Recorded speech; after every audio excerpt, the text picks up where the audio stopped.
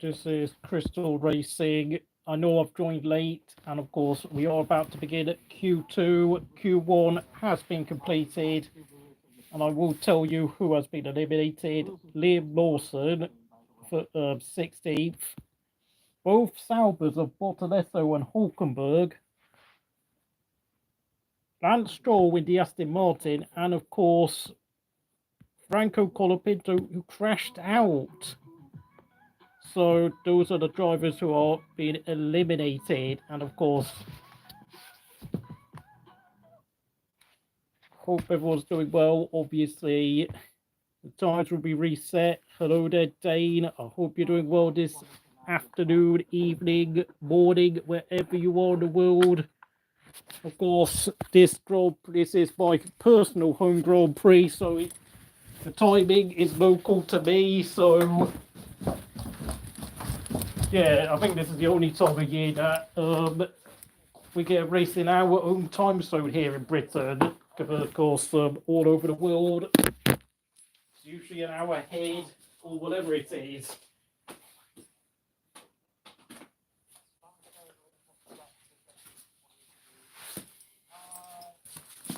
I've got to say though, Ferrari have been looking quick throughout most of this weekend, so who knows? It could be a Ferrari weekend.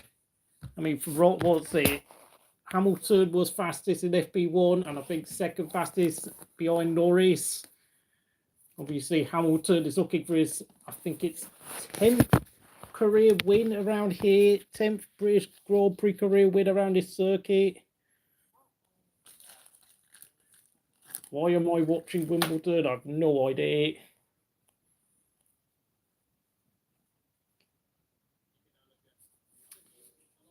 Bearman has made it into Q2 in the past 3 races, and he's made it to Q2 yet again this time.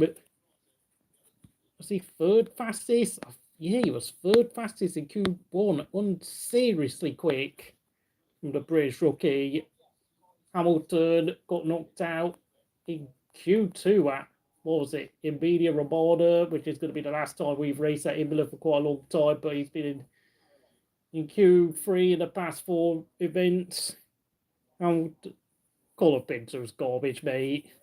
Don't know why. I do not know why Renault Alpine replaced Zhou with Colapinto. And apologies for calling them Renault, but of course, under that Alpine paint scheme, it's still Renault underneath.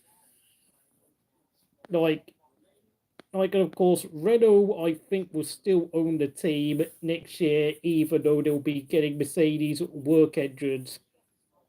Franco Colapinto, that's right, say.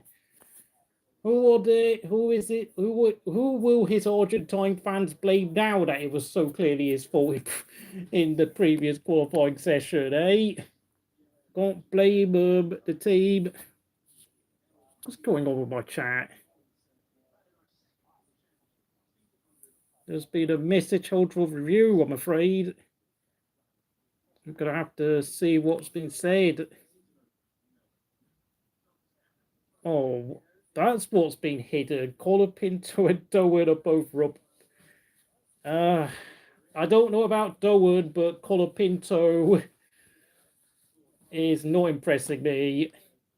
I mean, it's a classic case of I don't know who won, but I know who lost. And Colapinto for me is going to be the weaker out of Colapinto and Dowen. Oh, jeez.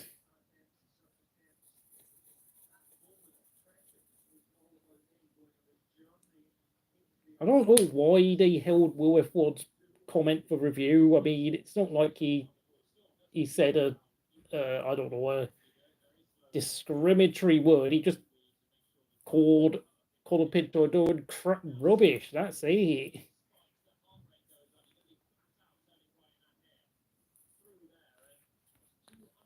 Of course, we're just 3 minutes into Q2. Of course, those who are out to the second. Lawson, the 2 Saubers of Bortoleto and Hulkenberg, clearly not to Saubers liking this Silverstone track. Lance Stroll, always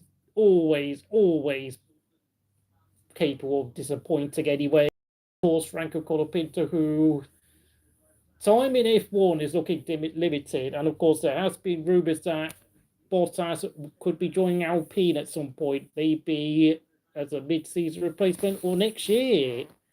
Yes, that's right, Dean. And of course, Ollie Bearman, despite his amazing efforts in Q1, taking the third fastest time, will be handed a 10-place grid penalty, meaning that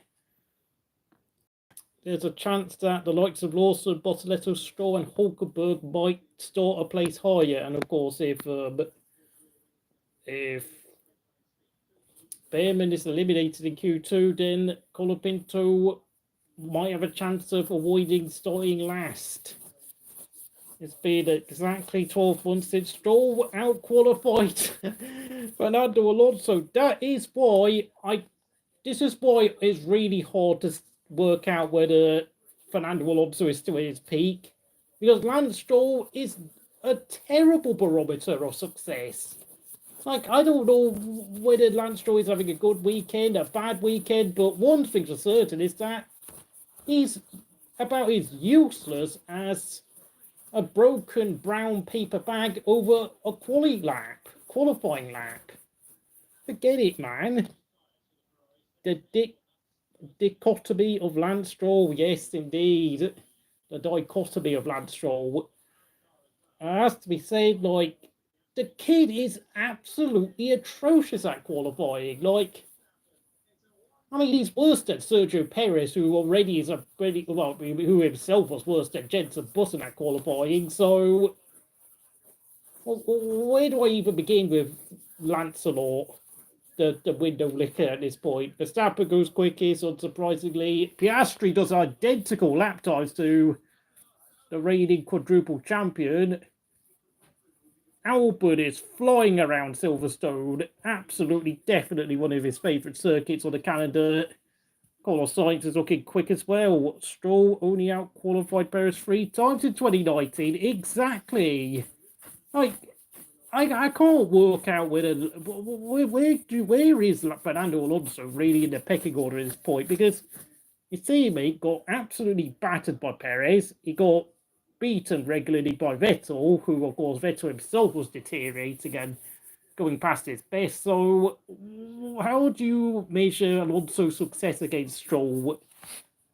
And of course, yeah, Perez had a broken car halfway through a qualifying session, so that's really only 2 times he out-qualified him in 2019. And truth be told, the only time Stroll ever had the beating of Perez was the first half of 2020. And then, of course, he had that massive crash at what was it, Mugello, and never looked like the same guy again, of course. I know he took pole at Turkey, but his performance in the race was just atrocious. So, and I think he finished like 9th. How the hell what the hell is Ned so talking about? Like, Alex Albon is absolutely whipping Carlos Sainz this season, yet Stroll is a better driver than Albon. Make that make sense. That is garbage. Yep, exactly, Will. That's what I'm saying.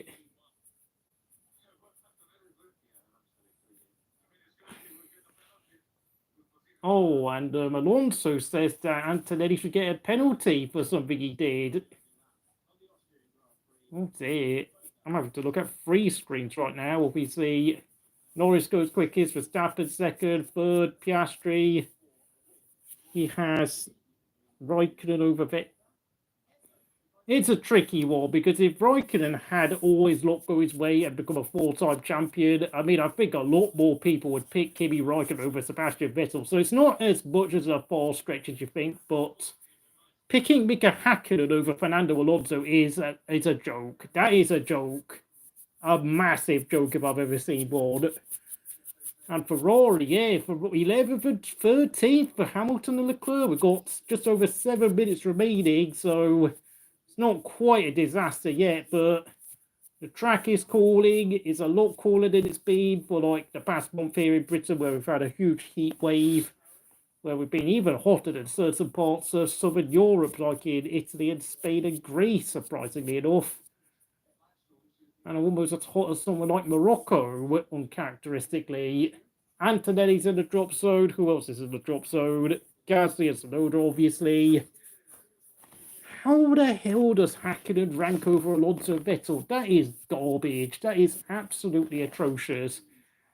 I hate to say this, but I think Mika Hakkinen, as much as I know he's popular within the F1 community and the older fans, and of course what Michael Schumacher used to say about Hakkinen back in the day, he is overrated. I think the only reason why he picked Hakkinen over so many drivers is because he was the only driver out of the Schumacher generation to properly challenge him for at least 3 or 4 years, and that's it, because the likes of Jack Villeneuve, David Hill faded off very quickly, and the likes of Barrichello and Coulthard couldn't sustain any sort of challenge. Dave What was there? Montoya faded off too. Ralf Schumacher never really was committed enough. Everyone's parked in the pit lanes for now, obviously. Yep, I agree with you, Dane. I apologise for the fact your message got hidden earlier on, Will, but that's YouTube being way too sensitive with certain words. So sensitive now, it's ridiculous. Like this, it's not like you were insulting them via their nationality or like saying something homophobic about them, when of course we know that both of them are probably straight, but you know, YouTube is getting way too sensitive. It's ridiculous. Yeah, well, I mean, you typed it in. Of course, you're going to see your own comment. It's hidden. It was hidden for me and everyone else. That was a problem, which I was not very happy with, because, I mean, you were mostly attacking them on the basis of their driving ability, which, yeah, they're both slower than Gasly, who, as much as I know my own driver Gasly is frustrated and fed up with his team, I mean, Gasly has sort of taken his eye off the ball in frustration. And I do expect a little bit better from him, if I'm going to be honest. I know, I understand his frustration. I mean, it's almost like watching Kimi Räikkönen drive for Alfa Romeo in his last 2 seasons of his career, where he's not fighting against any driver. He's fighting against his own car at this point. Agreed with you, Dane, absolutely. But I think, unfortunately, Hulkenberg's peak has come and gone. Getting out qualified by Bortoleto again, and I think, you know, whilst he's very good at picking up points, I think his 1-lap speed is beginning to dissipate and deteriorate as he gets older, which is unfortunate. Hulkenberg can be misunderstood, absolutely.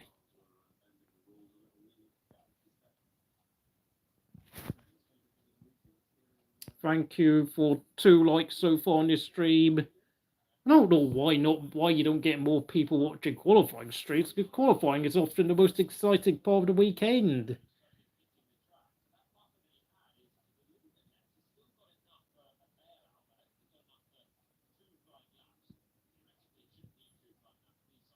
Gotta watch this video.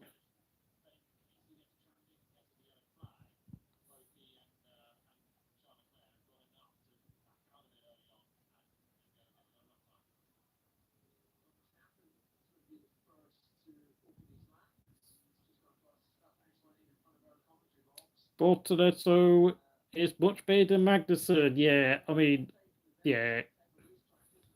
It's a bit of a shame, but I think it's all safe to say that Bortoleto has already got a much higher ceiling than what Magnussen ever had, to be honest. Because, all right, he's only just scored his first points last time out at Austria, but he's been improving quite rapidly, which is, I think, the most important thing, considering he's only just turned 20 years old at the end of last year. So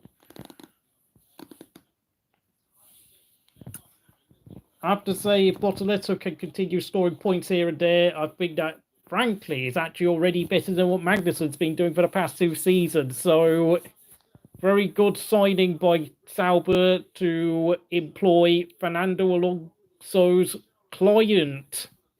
Yes, Fernando Alonso is the manager of Bortoleto, just like Mark Webber, is the manager of Oscar Piastri. Of course, Mark Webber doesn't race anymore, and he's not raced in anger for 9 years now. So Mark Webber gets to just focus on one thing every weekend, and it's just Oscar Piastri. I mean, yes, I know Mark does a bit of commentary work and a bit of punditry here and there, but I mean, Mark Webber doesn't really need the money at this point, so he can just focus on Piastri. And it makes it easier by the fact that Mark Webber only has one stepson, from what I know, who's now already been an adult for quite a while, so he doesn't really need to, doesn't really have any responsibilities in his own personal life.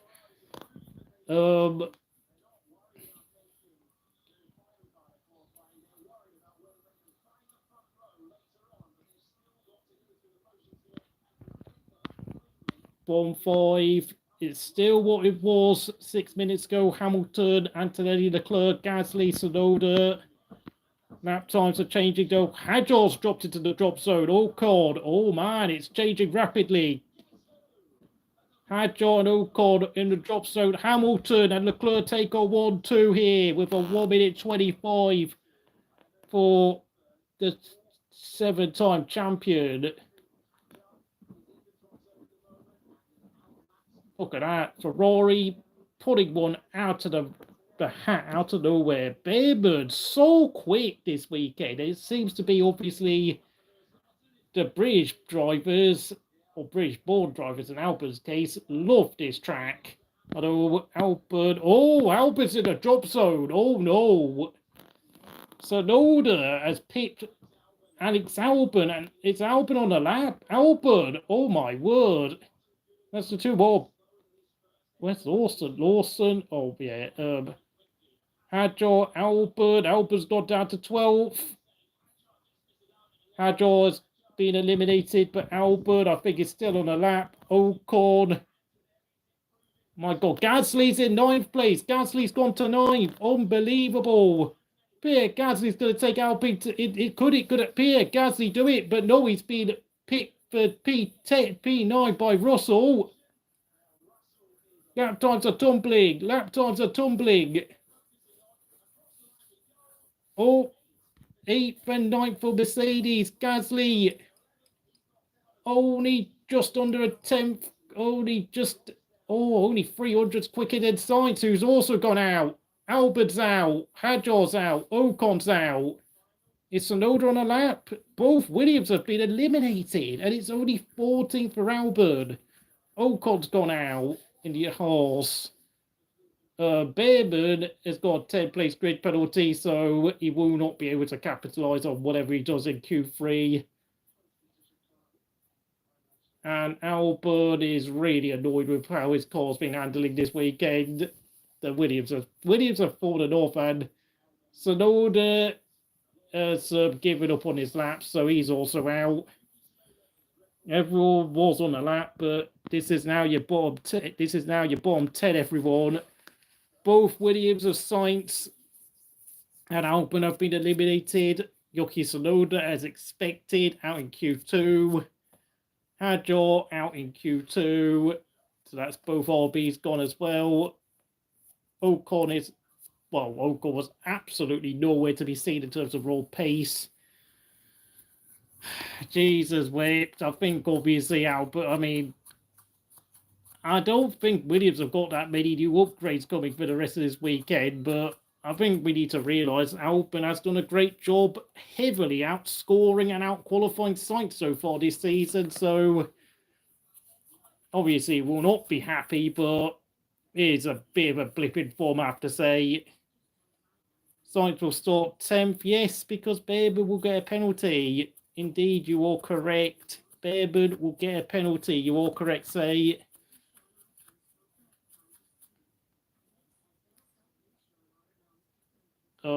Lawson, Bortoleto, Stroll, Hulkenberg, and Colapinto out in Q1. Colapinto out in the first round of quali.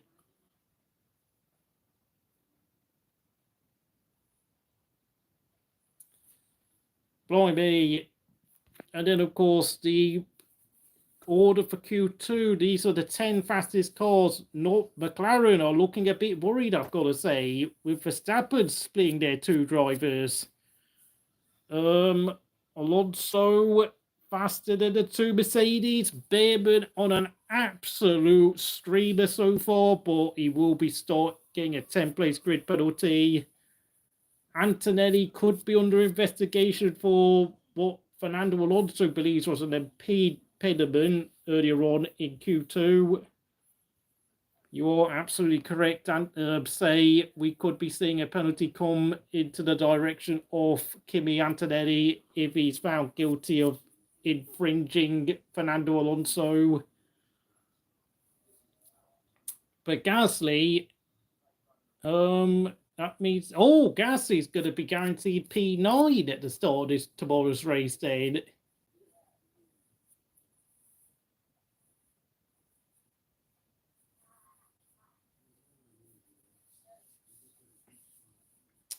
Indeed, Gasly's into Q3 in that absolute pile of garbage that they paint black and blue and name it as an Alpine.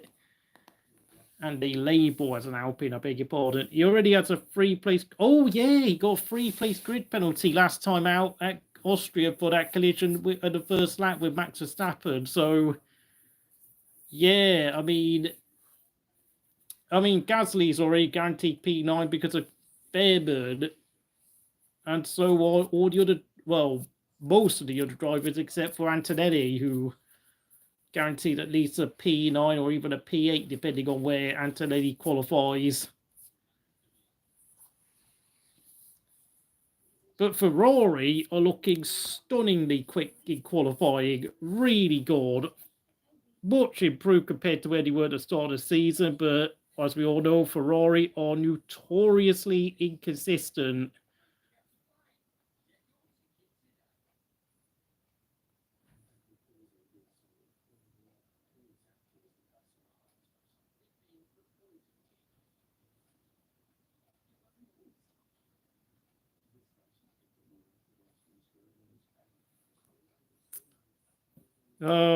Yeah, well, Lando Norris is not exactly known for being reliable. Reliability, consistency is not Norris's middle name at all, I'm afraid, folks.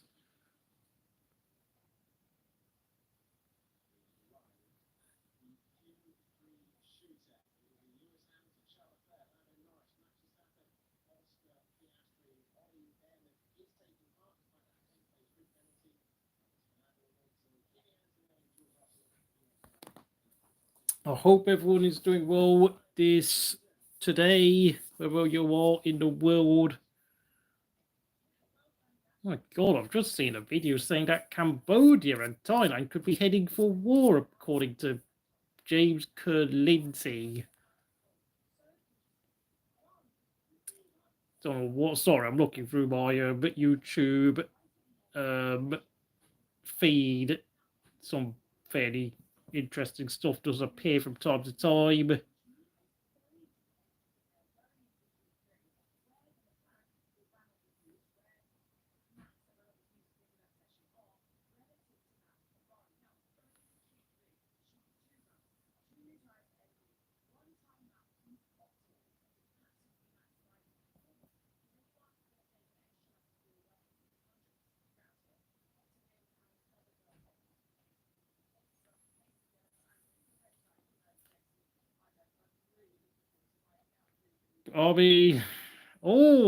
That's interesting. You think your own driver is going to bottle it today, eh?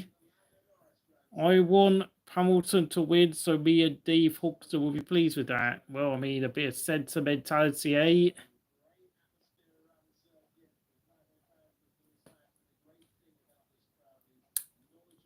It's pretty sad to say it, but obviously, as the years have gone on, I have not seen a single anyone wearing any Kimi Räikkönen merchandise at F1 Grand Prix anymore.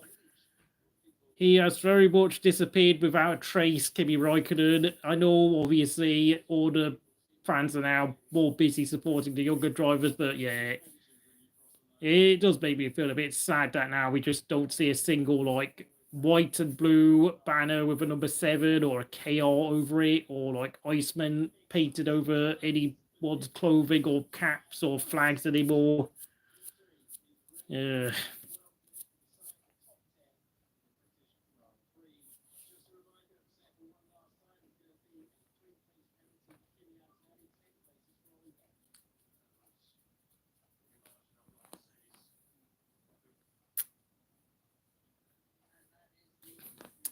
I don't know. It seems to be like all the drivers basically having a written agreement where they just don't mention Kimi Räikkönen personally because he just doesn't want anyone to ever talk about him again for personal reasons.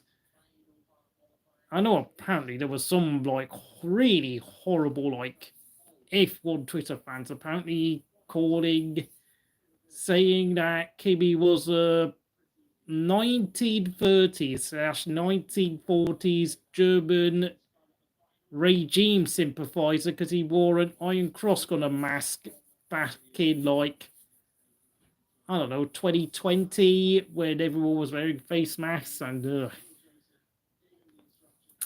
McLaren, oh yeah, McLaren on the verge of getting more constructors titles than Williams now because I'm trying to count. Williams won 1980, 81, 86, 87, 92, 93, 94, 95, 96, and 97. So that's 10 constructors. McLaren, I'm trying to think. How many constructors do they have? Oh, McLaren only have 9. Oh, yeah, because their last title, what's it? Their penultimate title was 1998. They failed to get 1999. Keanu Reeves is wearing an orange Marshall's bib. Blimey me, I mean, Brad Pitt and Keanu Reeves have now got like full-time F1 paddock passes at this point. I know what Say's trying to do. He's trying to jinx Lewis Hamilton. I know you're trying to jinx Hamilton and Piastri for pole, which, clever tactics there. And then you can turn around and say, oh my word, I can't believe Norris got pole. But yeah, everyone is entering the track for Q3. Of course, Carlos Sainz will be guaranteed P10 because Bearman is sitting on a 10-place grid penalty for something, I think, because of the crash he had in FP3. And of course, he infringed the red flag regulations by speeding on the red flag. So that's a poor rookie error there by the 20-year-old Briton. Purple sector 2 for Hamilton. Purple sector 1 for Piastri.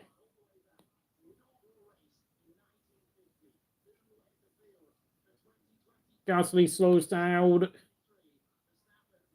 Purple sector 2 for Piastri. Piastri's on the faster lap than Max. Max will take provisional pole with a 25.27. Piastri's a tenth quicker. And Norris looks like he's also going to pit Max, but he's going slower than Piastri. Piastri looks like he's heading for pole. And it's a 24.995. And for some reason, they decided to show his Piastri's girlfriend in the pit lane. But Norris goes second quickest. It's a 25.17. Russell's on a personal best, but he's not heading for pole by the looks of it. Is he? Who knows? It's a 25.6, 25.64. That's pretty poor, to be honest. Leclerc takes P4. Got within the 25.3. Hamilton goes second quickest with a 25.13. Brilliant lap there by the 7-time world champion in the Scotland Ferrari. Alonso is going really slowly. It's only a 25.8 for the Aston Martin. Not impressive. And Bearman looks like he's going to be starting P18. which means Gasly with Antonelli with ninth place. Gasly looks like he's going to start P8 with, of course, Bearman and Antonelli subject to penalties. Brilliant. If Antonelli and Bearman cannot improve, then Gasly is guaranteed to start P8 tomorrow. Fantastic work, and of course, that looks like Carlos Sainz could be starting P9, which of course, but unfortunately for Albon, all he's going to get promoted to is up to P13 because of Bearman. And Hamilton only just over a tenth slower than Piastri. Both Nicholas Hamilton and his mum are in the pit lane watching their man. One's his brother, the other one's his mum. That silver and orange McLaren just gives me, was it 2015 Force India vibes, I've got to say.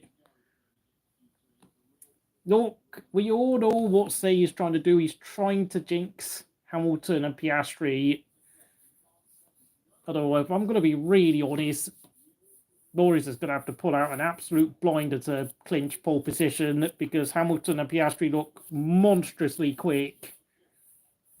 Whereas Verstappen, despite the fact his car is worse than a rotten piece of melted gold, is still quick. And it's very much the first edition holographic Charizard carrying that Red Bull at this point. And that was a real bad moment there for Piastri going wide at one of the corners.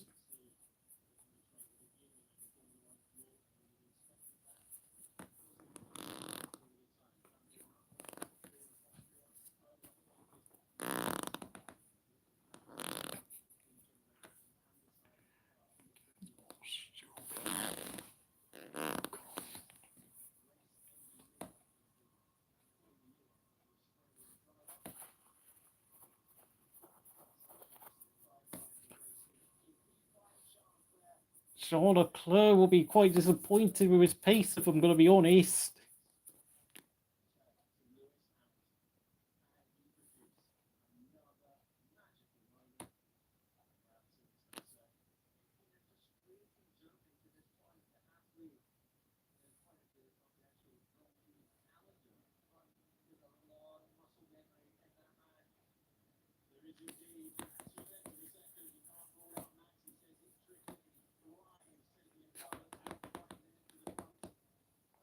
We have now got just 4 minutes to go here at Silverstone.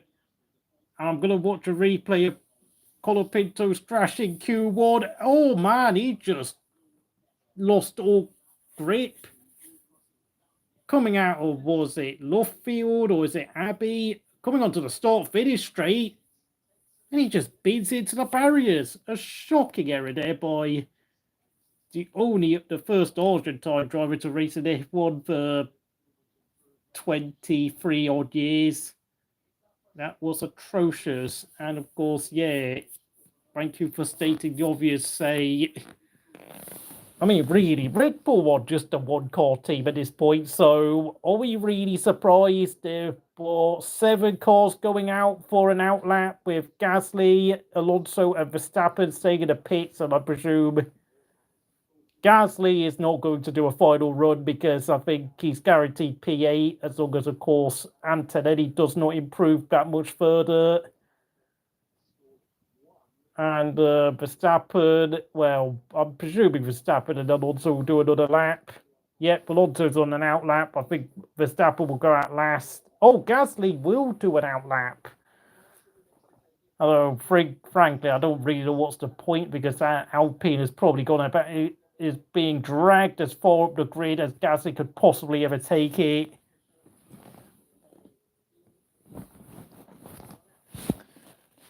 It was very much the slowest car in FP1 and FP2, so Gasly's done a miracle this weekend getting the car into Q3 ahead of both Williamses. Heck, if had he been knocked out Q2, I would have said it was a miracle they got his car ahead of both Haas's and both Saubers. No. Oh no, I forgot. Oh yeah, Bearman. Oh yeah, Bearman's in Q3. Hold on, I forget. That's so weird to see. Antonelli. Well, if it stays as it is, yeah, it will start P3. So Gasly's getting a P8 star, which, if you heard what I say, because the was a Bearman's on a 10-place penalty. Antonelli's on a 3-place penalty plus. If he gets another penalty for what he did when apparently Alonso was impeded by him, it could be a 5-place penalty, for we know. We have less than 90 seconds to go here at Silverstone for pole position at one of the biggest Grand Prix of the season. Would it be Piastri, the championship leader from Australia? Would it be Lewis Hamilton, the 7-time champion, fulfilling his boyhood dream for driving for Ferrari? Or would it be the local hero, Lando Norris, who has 7 Grand Prix wins to his name and is trailing Piastri by 15 points in the championship? Or could it even be a Max Verstappen masterclass out of nowhere, just like he produced at Suzuka and Imola? We've got less than 45 seconds to go. Piastri sets a personal best. Purple sector 2 there by Norris in the number 4 McLaren, I beg your pardon. Norris absolutely flying right now.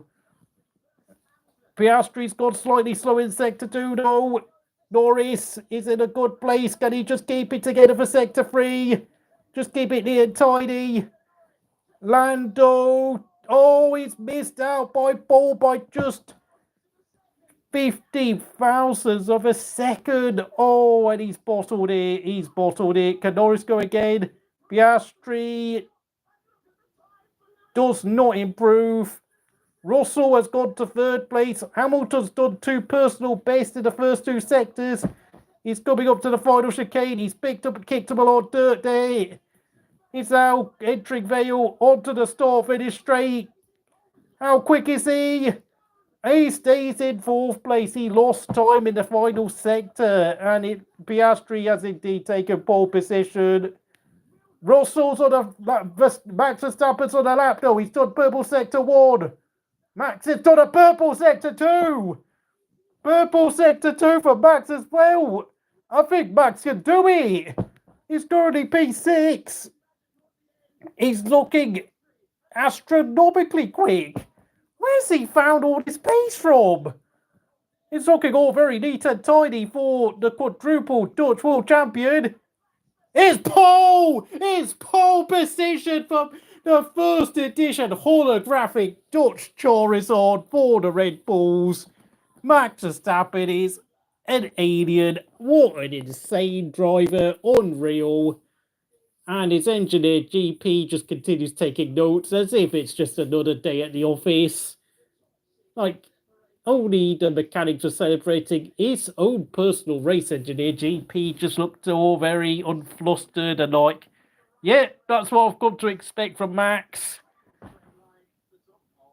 What a lap. 24.892. Are you kidding me? I'm lost for words, Bearman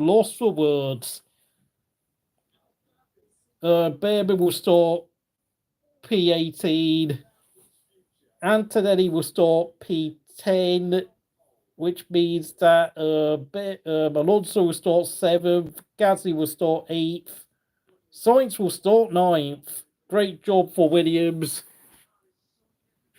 And Hamilton down in 5th place, just ahead of Leclerc. And in the end, there wasn't that much to pick between Hamilton and Leclerc anyway. Utterly disappointed for Hamilton, who must have expected a lot more than that. Look, Norris was way too aggressive in his final lap, I've got to say. Oh dear. Well, the start of the race is going to be interesting because we've got probably one of the least popular drivers at Silverstone starting at pole position. So it's going to be very hot and spicy with, of course, another local hero, Russell in 4th place. British driver starting P3, 4 and 5. Bearman will have to go down to P18 because of his 10-place grid drop for what he did in FP3, the red flag infringement for crashing on the pit lane. Thank you, Say. Yes, indeed. Gasly up to 8th, Sainz up to 9th, Antonelli down to 10th. Alonso will start 7th. Despite being 7/10 slower than Verstappen at the end of qualifying. Brilliant performance by... And he only did it on one set of soft tyres in qualifying, mind you, outpacing Gasly, who did a second run. Yeah, that's why he's the best driver on the grid, and that's why I think World F1 still rates him as the driver of the season, because I have to say that sort of stuff, in spite of the fact he is 61 points behind Piastri in the championship, he's still driving tremendously well despite the performance deficit his Red Bull is giving away to McLaren. So, obviously, I've said Sainz will start 9th, so I think Tsunoda will start 11th, 12th will be Hadjar. I did say that there's still a chance Max Verstappen could surprise us all, and I was actually correct. I just sat there and I had a gut feeling thinking, we're all too busy talking about Hamilton and the two McLarens, but yet we all seem to forget that Max Verstappen is actually sitting pretty as the 4th fastest guy going into the final laps of Q3. 13th will be British-born Alex Albon, 14th Ocon, 15th Lawson, 16th Bortoleto, 17th Stroll, 18th will be, of course, Ollie Bearman on his 10-place grid penalty, and then, of course, the rear of the grid will be filled by Hulkenberg and Colapinto, although, of course, it has to be said, Hulkenberg has really flourished in race performances way more than he has done in qualifying, so I don't think this is too much of a problem for him. As for Colapinto, good grief, the car's going to be in for repairs. That's going to put another dent in Alpine's budget for the season, and frankly, I think Colapinto will be under strict instructions tomorrow to keep it safe and don't get into trouble, because honestly, I think Alpine themselves are now quickly turning into a one-car team because, well, I mean, whilst Red Bull have a problem in that they can't design a car that's drivable for a second driver, Alpine just don't have enough money or investment at this point to compete. Honestly, given me and Say were arguing for pole from Norris and Hamilton, we never saw it coming for Max. Where is Say Rigora now? Oh, he's got a bit quiet, haven't you?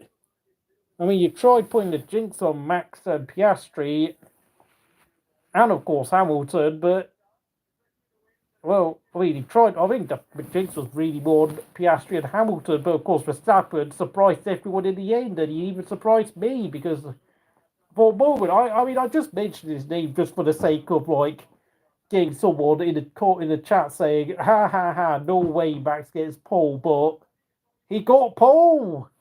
He got pole! I told you, Max Verstappen is capable of the most ludicrously amazing things out of nowhere. He is very much the 2020s version of Michael Schumacher at this point. Like, he is the Dutch Michael Schumacher in disguise. It's not even a secret at this point.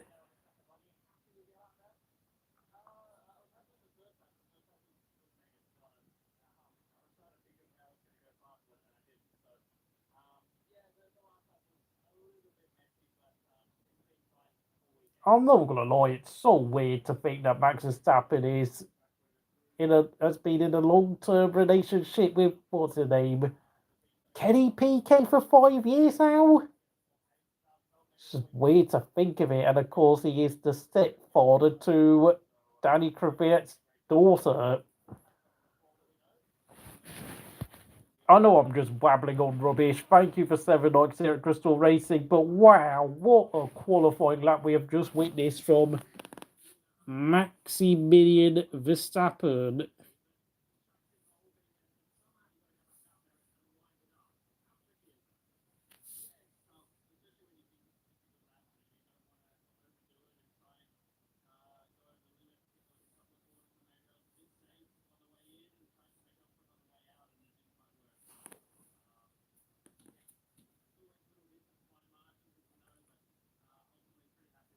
Oh, look, I've been overtaken by the podium place on Chatter HD's top fans chat.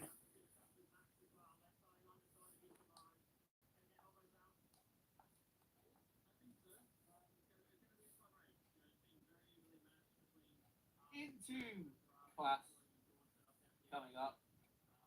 Yeah. Just that's why, again, he keeps reminding us why he is the best. Maybe he won't win the championship this year, but we all know who the real best is. And that's the thing. That this is what he can do in a car that's what on. I won't say at the same pace, but within so many tenths of a second of the best car. Imagine what he could do if the car was, another half second of that quicker. He'd be winning pretty much every Grand Prix. So that's why I say if Red Bull. Matt, I've got to say, I think it's safe to say driver of the day for qualifying has to be Max Verstappen by a country mile. Where did he find that lap time from? I just don't know. It's insane because, I mean, his teammate Tsunoda's only going to start 11th. Those British fans at Silverstone, I can tell you this, when they saw Max go P1, they went as quiet as mice. It's like, when they saw his name on top, they were like, oh, great. Yeah, the tiny portion of the track where there's the Max Verstappen fans will be screaming their heads off like away football fans, taking the rip out of Norris, Hamilton and Russell. Trying to think, oh yeah, Lando Norris won last year's Dutch Grand Prix, so yeah, I think that was the first time Max Verstappen conceded defeat at his own Grand Prix, and of course, as I remember, Kimi Räikkönen was not able to race because of because he caught the coof. Meaning that Kimi Räikkönen has never raced at Zandvoort in his entire career, so that must be a weird feeling for me to talk about, because considering how old Kimi was in F1, he actually never raced in Holland. I'm speechless. He has actually left me. He has actually left me speechless and with no further superlatives remaining in my vocabulary to really speak upon what he has achieved yet again. And David Coulthard taking a test drive in an Alfa Romeo 158.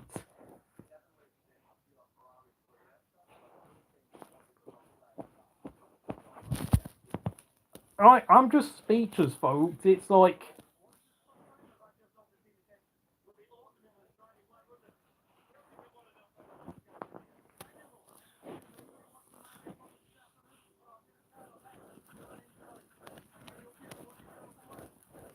I just realised in about 40 minutes' time we've got the quarter-final match in the FIFA Club Harambol Cup coming up for PSG and Bayern Munich, where of course the competition actually is getting very serious now, with of course Chelsea knocking out Palmeiras and of course Flamengo sending Al Hilal home, with of course the likes of Ruben Neves, João Cancelo, and of course Pedro Neto paying their tributes pre-match last night in America with tears in their eyes. So, to of course the deceased Diogo Jota, once of Liverpool and Portugal, winning the Premier League and the Nations League in his final games with them, and it's just, I mean, being taken at his prime at the age of just 28 years old, along with his younger brother, Andre Silva, who plays for a second division club in Portugal named Penafiel. I don't think we need to talk about the fact that this is probably the only time that Penafiel's name will be mentioned for obvious tragic reasons, so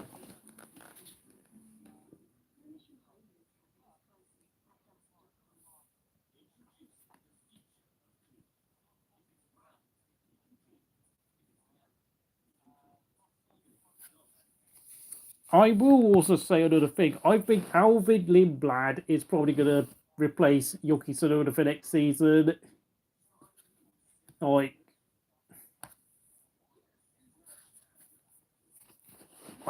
I just don't know where the hell Yuki Tsunoda goes from here, because they obviously, Red Bull need to look at their future, and I think their future is looking more like Alvin Lindblad and Isaac Hadjar and a team for 2026 with, of course, why am I getting these terrible adverts now?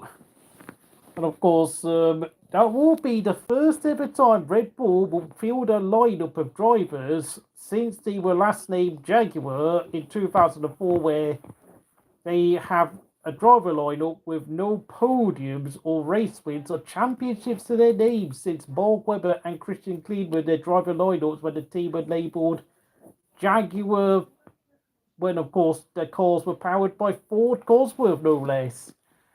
And Colapinto, of course, is surely, at this point, I think his Argentine sponsors are going to pull the plug on him if he doesn't improve, because what the hell is going on?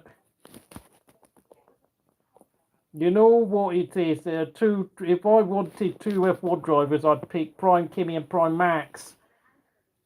I've got to say, if it was up to me, I'd have Prime Kimi and Prime Mark Webber in my team, because even though I know Mark Webber would despise having Kimi Räikkönen as a teammate, I think Mark Webber would force to play the number 2 role for the benefit of the team. And of course, on Kimi Räikkönen's off days, of course, Mark Webber would be good enough to pick up the pieces.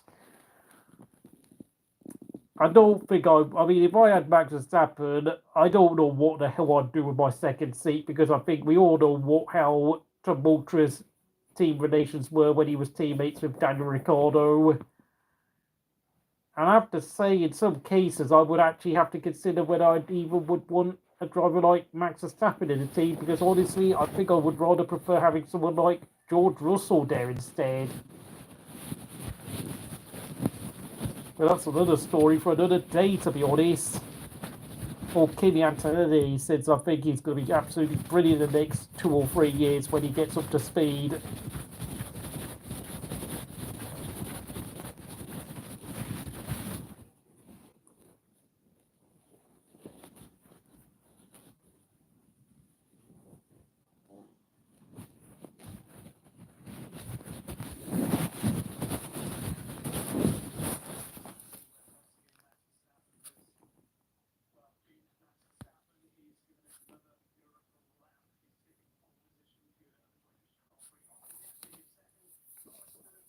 Go look at comments.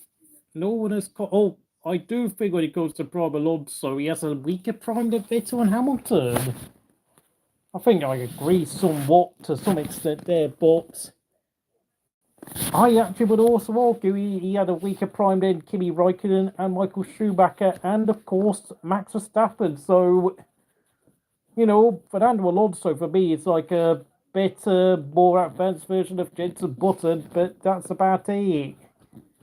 But the thing is, though, he's been killing it for basically the past 24 years now. So, his strengths are very different to the sort of weaknesses he has had as a driver. Oh, Mark Webber's here as a pundit, and he's going to be a bit.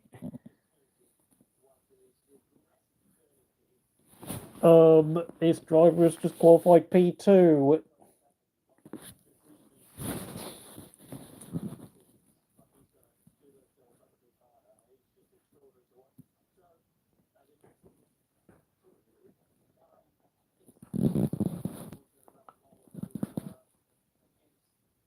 The one thing Alonso did well was, I think in his early years, to make sure his car got to the finish line, when, of course, mechanical issues were more of a common thing in F1 back in the early 2000s and the mid-2000s, when we had the old big V10 engines. Of loads of horsepower, mind you. Of course, I know the Zone are doing live coverage of the Club World Cup this summer. But I actually cannot watch it because it's not available on Channel 5 where I live. I know obviously you can sign up to the Zone's website if you want to see it, because I know obviously some of you do that, but I'm not really keen enough to do stuff like that. And I know that it's only free for the Club World Cup and maybe a few selected events, so it's not like the Zone really offers me much more than obviously what we're going to see for like the remaining quarterfinals and the knockout rounds. And of course, the problem is a lot of the games have been occurring at what has been 2 o'clock local time in my area, which of course is 3 o'clock Central European time. So it's not exactly the easiest to stay up and watch the games. I did actually watch Al Hilal play Man City because I couldn't go to sleep due to the humidity, but I only watched it for like half an hour.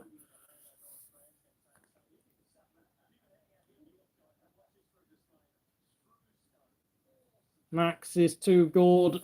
I think we've all run out of superlatives and peculiar vocabulary to describe Max's driving superiority over the field at this point. He is a rare on earth talent. This is why I can't help but compare Max to Pokemon at this point, because it's just we are just running out of words of how good this guy is. Okay, yes, the grid as a whole is actually weaker than what it was a decade ago. So, I mean, we had Alonso, Vettel, Hamilton in their prime, Rosberg up there, and of course, Button and Kimi were still competing, albeit the older version of both of those drivers. And of course, Daniel Ricciardo in what was his own very, very, very short prime. But I mean, what do we have now? We have Lando Norris, who is somewhat too erratic. Piastri, who is still developing. Kimi Antonelli in his first season. Russell and Leclerc on the grid, but not able to access top machinery.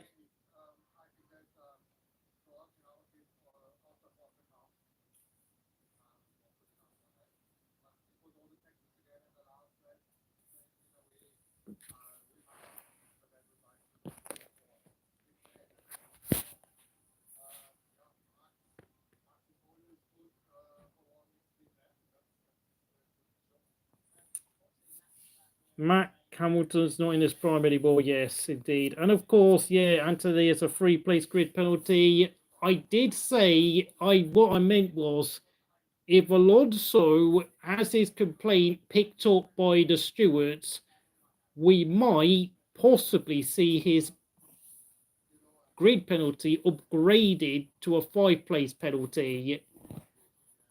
Maybe, but as it stands, it's only 3 places. So obviously, you are correct for now, Will. But of course, I think in an hour or two's time, when they do the investigations, they might well decide to slap Antonelli with a bigger penalty.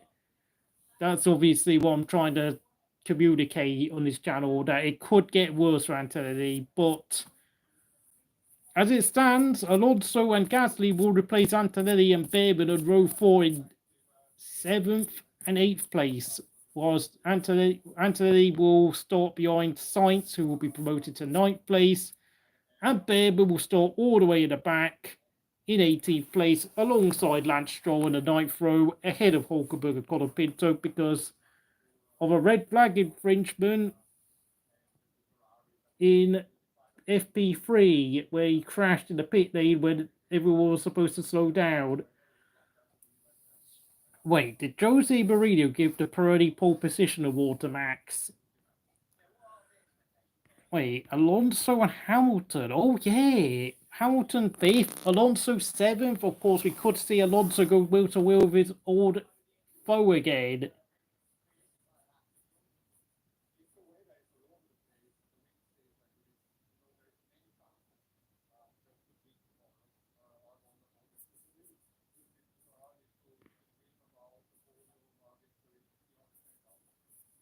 If Antonelli gets a penalty for impeding Alonso, he'll be 3-place penalty. Yeah, that I mean, it could actually be a 6th place penalty instead.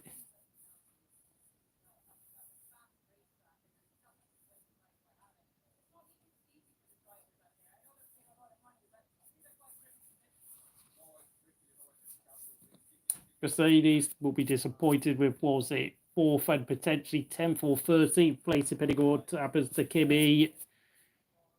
I have to say, it's been a very steep learning curve for Antonelli, and I have to say,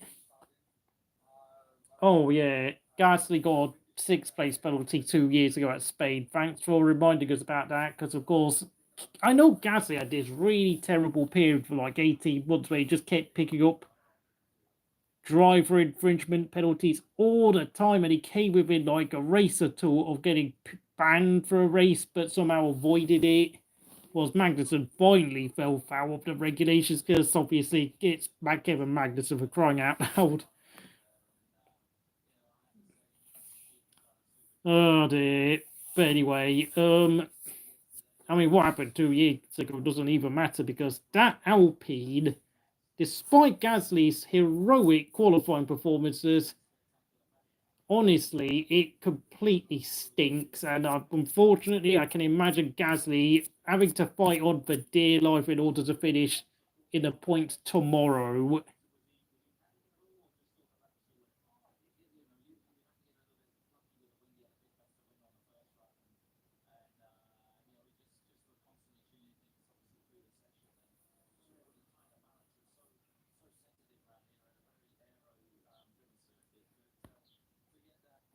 Eight likes, 10 people watching. Thank you very much here at Crystal Racing. I actually wanted to do a live stream for, what was it, PSG and Bayern Munich, but my local TV network is not going to air that game. I mean, obviously, I could go on and sign up to the Zone to watch it, but I'm only going to be able to watch there's only like 5 or 6 games left of the Club World Cup, so I don't really know what's the point at this point. And I think Channel 5, my British TV network, will be showing the semis and the final live next week anyway, so I'll probably do those 3 games and then be done with it for God. Alpine are more competitive on high-speed circuits. Yeah, that's true. Saudi Arabia, they had pace, but Gasly's had quite a few incidents this season, and yeah, I have to say, Alpine's strategy of relying upon Gasly as their main point scorer is not exactly paying off, along with the fact the car's not exactly quick enough on a consistent enough basis. So,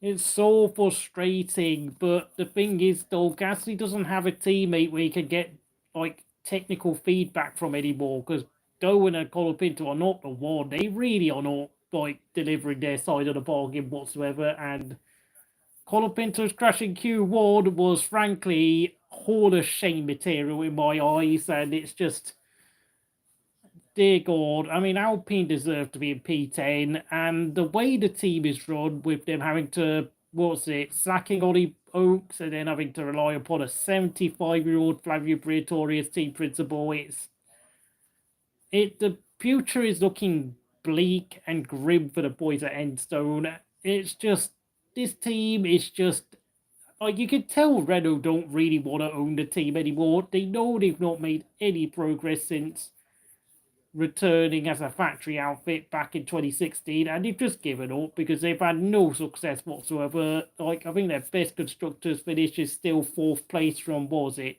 3 years ago? Losing Fernando Alonso and Oscar Piastri in 24 hours in the summer of 2022, I think very much sealed their fate in terms of their success, because, they tried to get a Gasly / Ocon partnership working, but of course both drivers kept crashing into each other, and then the team were left with no choice but to release Ocon from his contract, and Ocon duly headed for Haas. I'm just frustrated. I really am. It's just really sad. But I think, if Cadillac ring up Gasly with a contract offer of maybe like 3 or 4 years, I think I'd rather see Gasly go to Cadillac because, of course, Cadillac will be taking over Renault's old engine factory plant.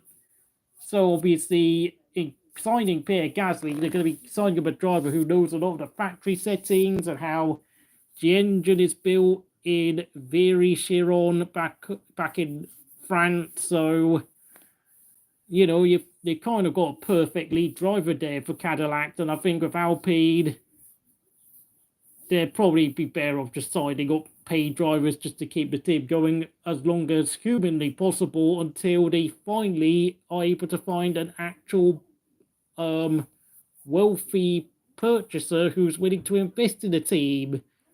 How long Alpine can find a suitable replacement, I don't know. It could be 12 months, 24 months, 36 months, and I think it's safe to say Gasly cannot wait. Oh dear, Bearman, yeah, obviously I know about that 10-place grid penalty. Completely stupid mistake in free practice 3 this morning, and he's got to learn fast. I mean, he's made a lot of poor mistakes, so I'm going to be honest, so far this season. And, I mean, if I'm going to talk about who I think the most impressive rookies have been, I think Isaac Hadjar comes number 1, Kimi Antonelli comes number 2, partly due to the fact that he has struggled in qualifying and he has made quite a few mistakes in races. Bortoleto comes 3rd, albeit quite a distant 3rd, and then of course Bearman, I'm sorry, he comes 4th and last, and I expected a lot more from Bearman, but he's really flattered to deceive, and I think Ocon, I mean, if Bearman could improve, I mean, ideally, he should be putting a driver like Ocon under so much more pressure because Ocon is beatable. He is beatable. Agreed there, Will. I agree with you. Bortoleto has had a better season than Bearman. Absolutely 100% agreed. I know we don't tend to agree on a lot of things, Will, but there are moments where, yeah, it's just like, yeah, I can't even disagree with you.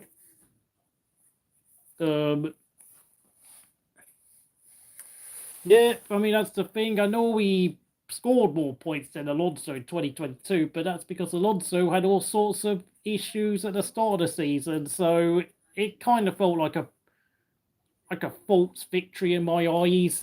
And like, I know Ocon fans like to boast about, oh, he outscored Alonso, but it's like, yeah, Alonso had all sorts of gremlins on his Alpine, and of course he collided a couple of times with, you know, Mick Schumacher, Kevin Magnussen, because those two were so crash prone, it wasn't even funny. I mean, before that, Ocon had Verline, who out-qualified him in pretty much every race they did together. Got outscored by Perez over 2 seasons. Got pummeled by Daniel Ricciardo of all people. And it didn't even, and like the only time Ocon outpaced Ricciardo was Portugal. Really poor return to F1, I'm afraid. And then, of course, he was fairly close in points to Alonso. I mean, truth be told, Alonso had quite a few issues of his own in terms of mechanical problems and drivers clashing with him. 2 bucks. Okay. Yeah, absolutely correct, Will. And of course, what else? And of course, Pierre Gasly outscored Ocon in only 2 seasons as teammates. So, yeah, I know Ocon probably, I think, just about won the qualifying battle, but not by much, I have to say. Not by much. The only time Ocon really outshone Gasly was when it was a wet weekend or it was like a particular circuit that worked towards Ocon's liking and worked against Gasly's preferences, and that was it. Yeah, Max Verstappen doing the absolute business once again, despite probably singing a car that's only the 4th fastest on the grid, and yet he's got, I think, is it his 3rd pole position of the season? And of course, he's already won at Japan and Imola, despite Red Bull's general pace deficit, and yet he's showed everyone why he is a quadruple world champion, despite his tendencies to lose his temper at the wrong moment. But Chaz, oh yeah, I don't know why. Chaz has a massive bias in favour of Checo and Ocon. Like, I don't know why. And then, of course, he kept slagging off Hulkenberg. I mean, I think last weekend when he saw Bortoleto beat Hulkenberg, he was like, yeah, that's why Hulkenberg is overrated. Fourth pole, yes, thank you for correcting me. It's been actually quite weird to see Max Verstappen struggling for once. Like, I haven't seen him struggle this much for probably 5 years now. Partly due to, obviously, the car performance letting him down more than anything else. I don't know. I mean, Ocon's a funny one because he is very close to Pierre Gasly's like talent level, but of course his tendency to get involved in dumb incidents is what makes me quite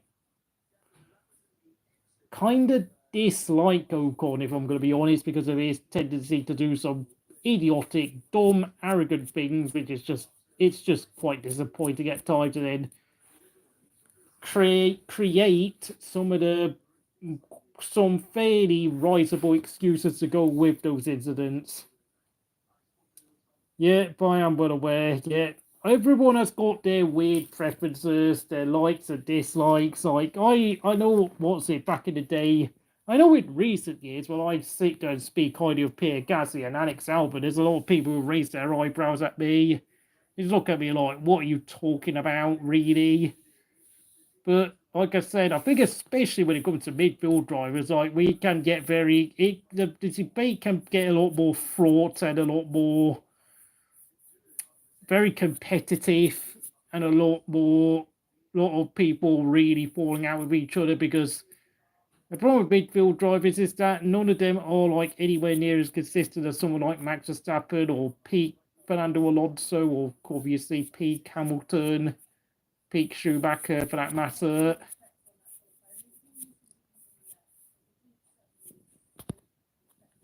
I mean, who do you think is going to win the race tomorrow? I'm going to put my predictions down.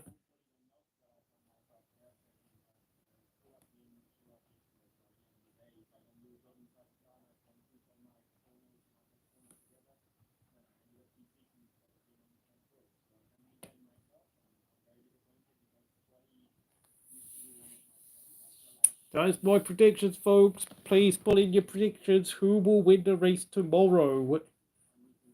That's my predictions. I just get the feeling. Well, Max could do it, you know. He did it at Japan. He did it at Imola. But Will's come up with a bold prediction. McLaren will not win. I find that a bit strange because McLaren, as we know, have a massive race pace advantage, which is, for me, far bigger than the advantage they have in qualifying, to be honest. Like, I think McLaren's race pace compared to their quality pace is even greater, so fair enough. That is your opinion. I mean, I presume you are from South Korea, so I don't know how to pronounce that. I am, but my family's from Hong Kong, so yeah, I can't read what your name is, I'm afraid. But you know, I wouldn't be necessarily too surprised if Max Verstappen pulls another miracle out of his backside again. I mean, the thing is, though, Piastri is going to treat tomorrow's race like any other race, like he does. I think it's Lando Norris who's going to be like, oh my god, it's my home Grand Prix. Oh my god, I might never get a chance as good as this again. And then, of course, he goes and drops like 5 or 6 places down the order at turn 1 or something stupid. He could, I mean, I wouldn't be surprised if Lando finishes like 6th or 7th tomorrow and he has makes loads of mistakes. I think calling Lando Norris super slippery would be more appropriate, because Lando Norris is the one who's more likely to make a big mistake from what I've seen from the past 18 months. Norris to have a Mark Webber start, yeah, that's what I'm talking about. And of course, I think Mark Webber has given Piastri quite a few tips how not to mess up a race start as well, of all the things he's taught Piastri over the past 5 years as his driver manager. Alonso will jump Stroll in the driver's standings. Yeah, that is not a badge of honor. That is the inevitable coming back, natural order going back to order, back to its natural state again. Alonso back in front of Stroll like it should be. Because Lance Stroll is unequivocally a mediocre driver. Yes, Lance Stroll does have his moments of genius, but they only come around like once every 12 races or so, which is nowhere near good enough to be even a decent midfield driver in my eyes. Not good enough. 22 people watching. I hope you're doing well. Oh, back down to 11. Qualifying ended about half an hour ago. Obviously, it was extended because of a red flag for Colapinto. Max Verstappen has taken a surprise pole position here at Silverstone. It's 4th of the season. What a job he's done. Ahead of championship leader Oscar Piastri and his teammate Lando Norris. Yeah, that's true. But the thing with Lance Stroll is that somehow he scored a lot of points in all 3 races. So that's the other thing Lance Stroll is good at. He's very good at scoring big points when he actually turns up on a good day, which is probably the reason why he's been able to stick around F1 far longer than he should have done. Because like you and me, we've seen Lance Stroll drive like garbage about at least 85% of the time. He's absolutely useless. I don't know why Felipe Drugovich insists on staying as a Aston Martin reserve driver. I can only presume they must be paying him at least a 7-figure salary to sacrifice his career like this. You know, $2 or $3 million a year from Papa Stroll, who can just throw money around like it's pocket change.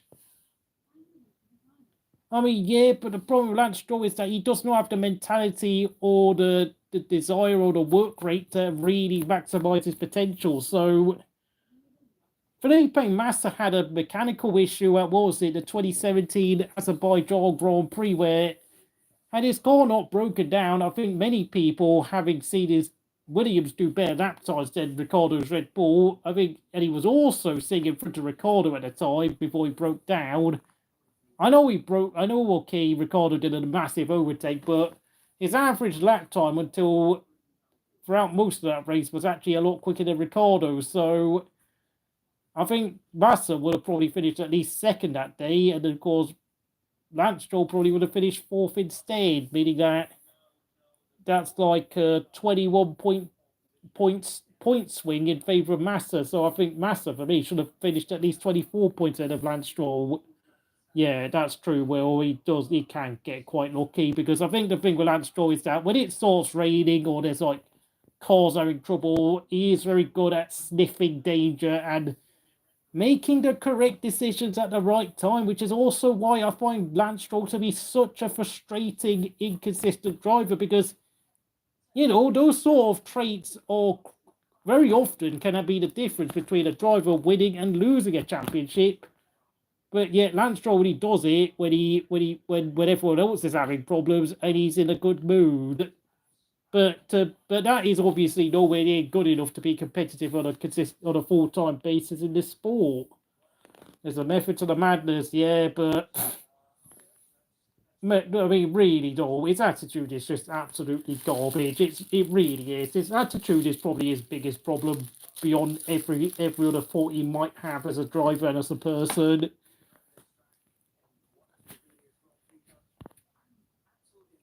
People watching. Thank you very much here at Crystal Racing. Please chat if this is the first time you've ever seen my content. Mostly just talking over race graphics where you see the race order, the order of qualifying, and the races usually here. Ross,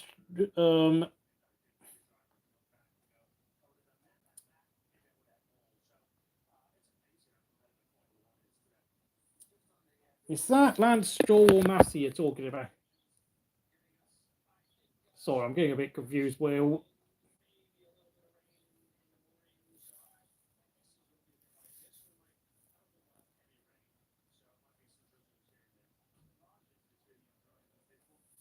Oh, Massa. Okay, thank you very much. It was Massa. Oh, yeah, Massa did have a slow punch. I remembered. Because what was it? Massa pitted for a new tyre and he still came out for to Lance Stroll. Lance Stroll was like 30 seconds behind Massa towards the end of the race. Hello there, Roxford. Hope you're doing well this afternoon. Hope you're enjoying. Well, it's been a bit cloudy and overcast this afternoon throughout most of Britain. Massa did a whole lap with a puncher at Spain and he still destroyed Stroll. That is hilarious, to be honest. Oh, yeah, and Palmer and Stroll had wheel-to-wheel contact at that race, so I know we have to remember it was, of course, rookie Lance Stroll, but if I'm going to be honest, apart from the start of 2020, the first 8 or 9 races, Lance Stroll's not improved that much over the past 8 years, so both were scored millions of points. Oh yeah, Josh was absolutely infuriated by how clownish Palmer and Stroll were that race.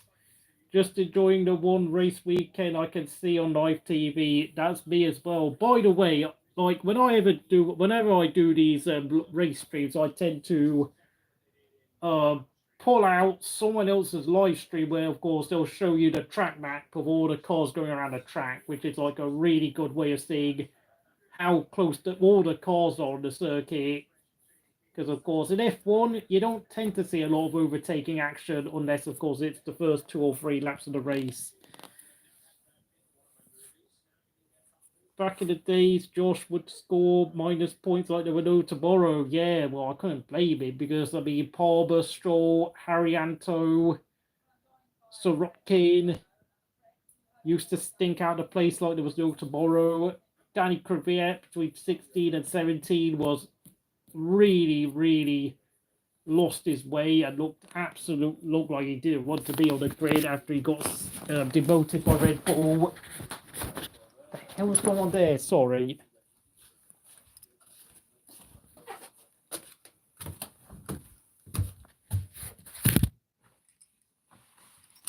Oh my god.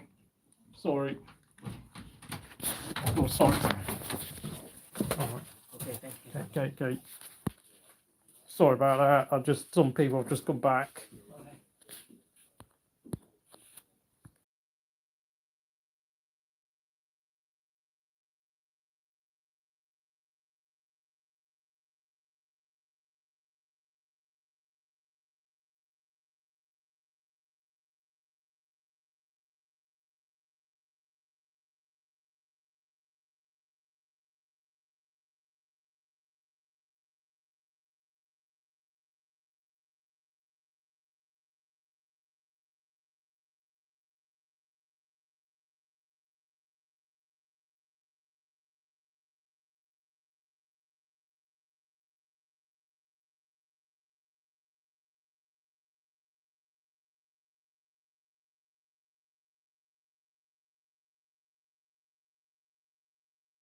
Sorry, I'm going to put the sound back on. Stroll finished 13 places behind Alonso in Q1, and Alonso didn't even do a second lap. Was that today?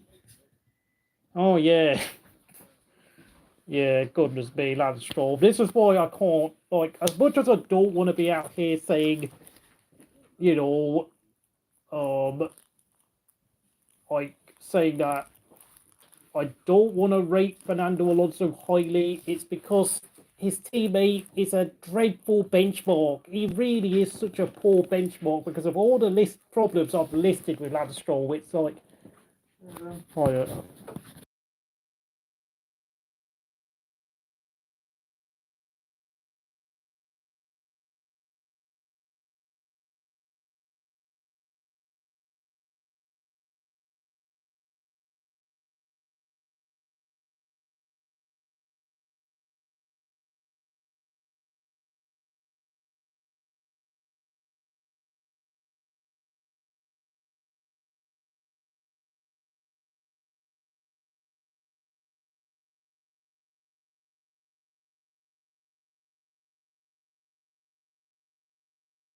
Why are we talking about Lance Stroll? Because he's Fernando Alonso's teammate. And of course, yeah, Alonso is still a top driver, but how good is he really doing in comparison to all the other drivers on the grid remains uncertain, because he has a teammate that gives you no reliable barometer of what Alonso performances really mean at this point, because Lance Stroll is just catastrophically slow. He's basically a Canadian, but he's basically right down there in terms of performance with someone like Yuki Tsunoda at this point, in terms of how all over the place he is. Although I have to say, Carlos Sainz, up until this weekend, has been shambolically disappointing in terms of what I would actually expect from a four-time race winner in Carlos Sainz, I beg your pardon. Perez could have had 6 podiums. I think the best way of summing up Racing Point's 2020 season is that Lance Stroll was leading the race way in the first half of the season. Perez was the stronger driver in the second half of the year, and I have to say, had Racing Point had a bare driver lineup, they could have actually challenged Red Bull for second place in the Constructors, when you consider the fact that Alex Albon struggled quite a fair bit as Max's teammate, although I have to say he was nowhere near as bad as what Yuki Tsunoda is right now in the second Red Bull.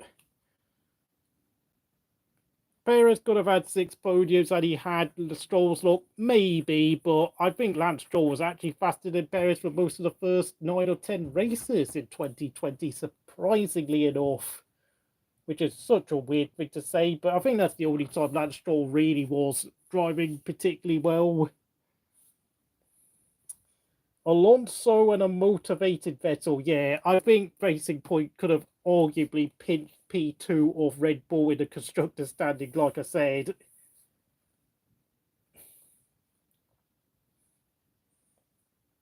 Yeah, well, what have I been talking about for like the last, how many minutes have we talked about Stroll? For the last 10 or 12 minutes? We've been talking about the same driver sticking out of the place.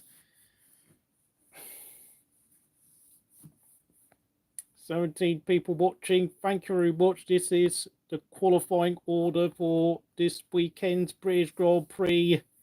Verstappen on pole, just ahead of the championship leader, Piastri and Norris. Home heroes, Russell and Hamilton, 4th and 5th, with Hamilton in his first ever British Grand Prix as a Ferrari driver. And for the first time this season, I think, this is the first time Hamilton's out-qualified Leclerc. And then Antonelli has been given a 3-place grid penalty, so Stroll down in 10th place at least, and he's subject to another investigation for impeding Alonso in Q2. Meaning that 7th place will start Fernando Alonso in the Aston Martin, and 8th place will be Pierre Gasly, because Bearman has been handed a 10th-place grid penalty for infringing red flags, crashing in the pit lane in this morning's practice session in FP3. 9th place will therefore be Carlos Sainz, who missed out on Q3, but thanks to shenanigans for certain drivers, Carlos Sainz will has actually out-qualified Albon for only the 2nd or 3rd time this season. Oh, it's the 4th time Albon's out-qualified Leclerc. I mean, my God, I think it just about tells you everything about what Hamilton's season's been like, in that I've come to it. I mean, Leclerc has just been so much more consistently quicker throughout most of the sessions throughout this season and the races. In that I can't even remember the last time Hamilton actually started in front of Leclerc at this point. It's so weird. 10th place will obviously be Kimi Antonelli, but that could be 13th if he gets another 3-place penalty, so watch out. 11th place will be Yuki Tsunoda, but that could be 10th if Kimi gets another penalty. 12th for now will be Tsunoda. 12th will be Isaac Hadjar, beg your pardon. 13th Albon, 14th Ocon, 15th Lawson, 16th Bortoleto, 17th Lancelot, 18th Ollie Bearman, 10th place grid penalty in the second horse.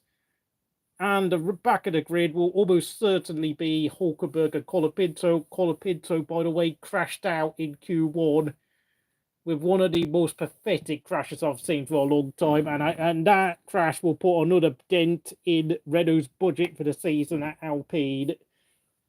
44 poles combined. Oh, both Vettel and Verstappen picked up 44 career poles for Red Bull. That is unbelievable. And of course, like I said, the British Grand Prix crowd went mild, and they literally turned as quiet as mice when they saw car 33 go to P1 on top of the time charts at the end of qualifying 3.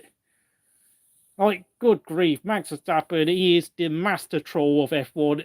But of course, as some would say, he put on what would you describe as a Max class. Change the S to an X. A true Max class by Verstappen, as some would say. Pinching pole position and giving the two McLaren boys another lesson in, well, just Grand Prix racing in general, to be honest, at this point. And whilst I still would rank Piastri as my best driver this season, I do not blame people for putting Max on top of their driver performance list, because, you know, put them all in equal cars and Max would still come out on top by quite a comfortable margin, to be honest, because 40-something Hamilton and 40-something Alonso would themselves be sweating in between their ears to get anywhere near close to him. 15 people like watching. Thank you very much. I hope you're enjoying this stream. 8 people have liked the video. Unfortunately, my Crystal Encore channel has not been restored, so I've got no idea what the hell's going on.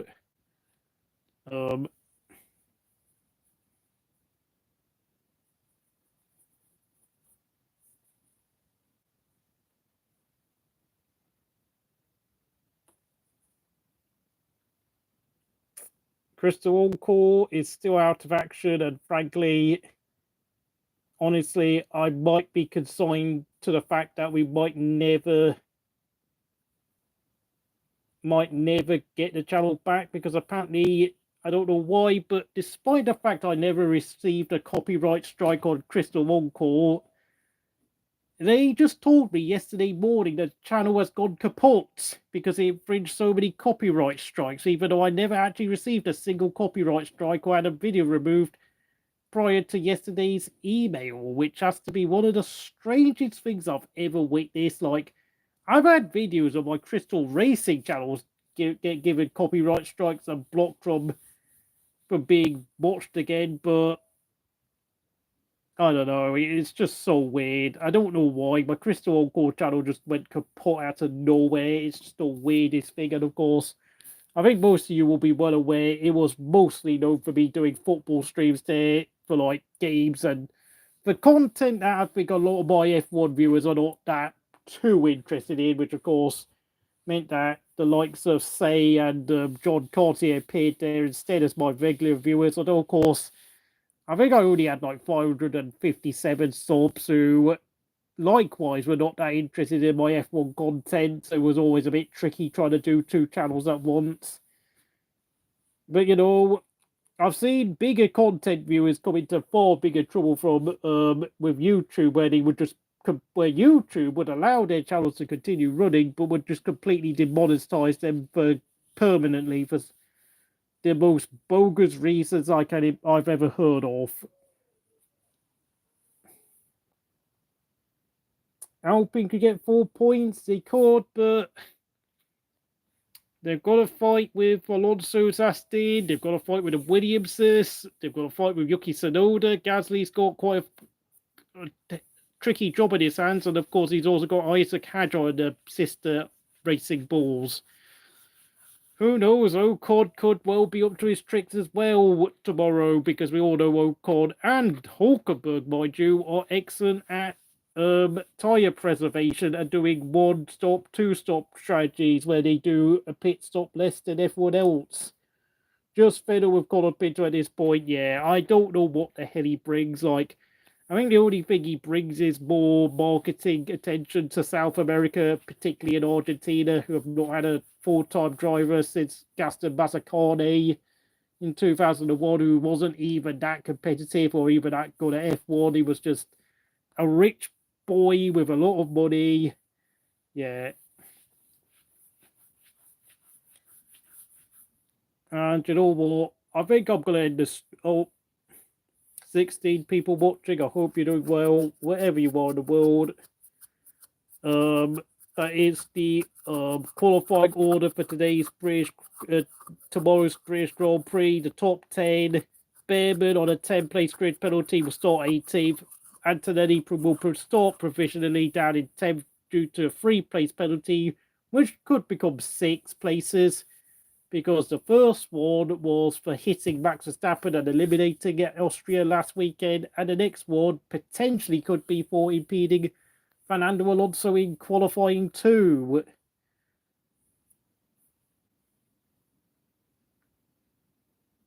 Yeah, I mean, that's the thing. Colapinto is just, dude, he's a poor man's Kevin Magnussen in disguise at this point. Like, what does he do other than just, I don't know, mate. Like, all he's ever had was like 4 good races last year when Alex Albon was caught napping, and then once Alex Albon started driving properly again, then he was nowhere to be seen. So I don't know what the hype about Colapinto is all about. It's just complete. He's just overrated. It's just as simple as that, I'm afraid.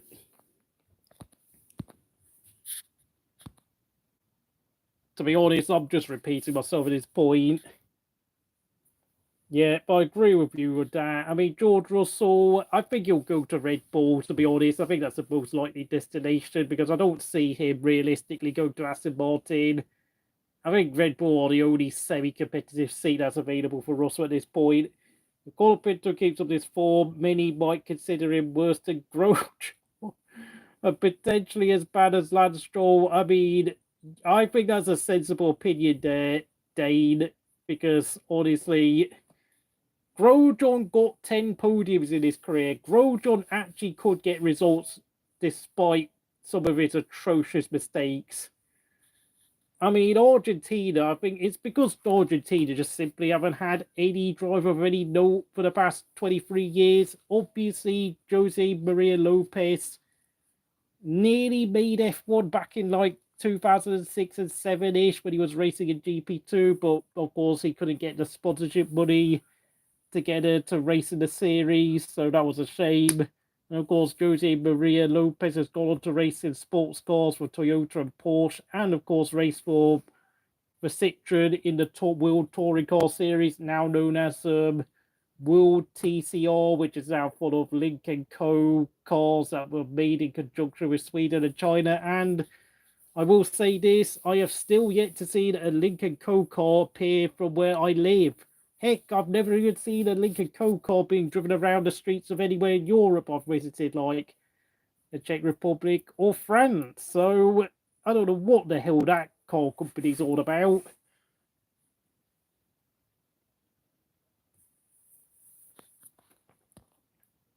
And if you've got anything to say, please say it, because otherwise in the next 2 minutes I think I'm going to end the stream, because my voice is getting a little bit tired.